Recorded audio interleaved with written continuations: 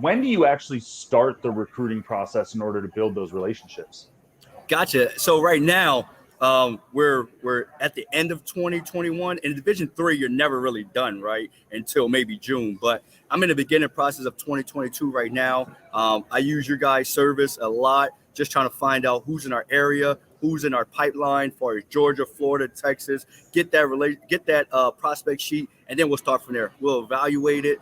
We'll look to see, okay, this guy fits what we need academically, because in Division III, that's where it starts at. Academically, who can get accepted into our university, and then we turn on the film. We see if this kid can play here or not, and then from there, we want to get on the phone with them, and that's when the relationship starts. That's when we find out who is this person, and how can we not only sell ourselves here, but how will he be a perfect fit for our university? Certainly a lot of things that I want to touch on there. And obviously we're very focused on the Division III side of things. I was a Division III coach as well. And really you kind of recruit based on the application deadlines, those sorts of things. So, it's a little bit different. And I know you have experience at scholarship offering programs, Division IIs, Division Is. How are things different, coaching at a Division III and recruiting to a Division III versus sometimes, at a Division II or a Division I program? Right. So the scholarship, that word, that buzzword, what makes all of it different, right? We're only allowed to offer roster spots here.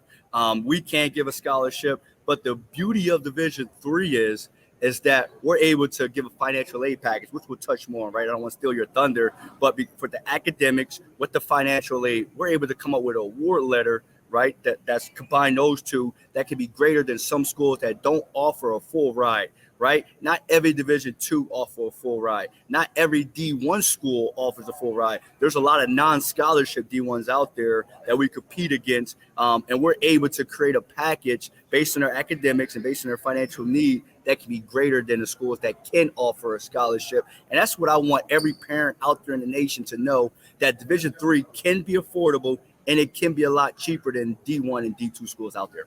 I want to come back to something that you had said earlier that we really, really need to highlight in this process for athletes in particular, but certainly parents as we go through it. And that's the importance of grades and good test scores. So, when you talk about going through this process and where you guys start to evaluate are athletes that can get into your school, what's like your methodology for identifying and evaluating prospects that are going to do well in the classroom?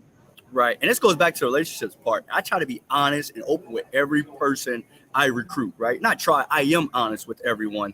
And I tell them, hey, without grades, your opportunity is this little, right? The higher your grades, the more opportunities you will have. And I'm a kid from the inner city, Camden, New Jersey, right? And I was blessed that I had parents that stressed the importance of education. Not a lot of my friends had that. They had the talent, but they had a 2.5. They might not have been able to get the clearinghouse, so they had to maybe go a different route. But if you have the GPA, if you have over 3.0, right, the more financial you'll get, the more academic scholars you'll get. But now you're able to get recruited by all the schools in the nation, right? Take Harvard, for example, right? I think their minimum is a 3.8. If you don't have a 3.8, then you got to check Harvard off your list. And that's the biggest thing for us when I tell our kids, hey, yes, you can get in with a 3.0, but the higher your GPA, the more academic scholarships you will receive.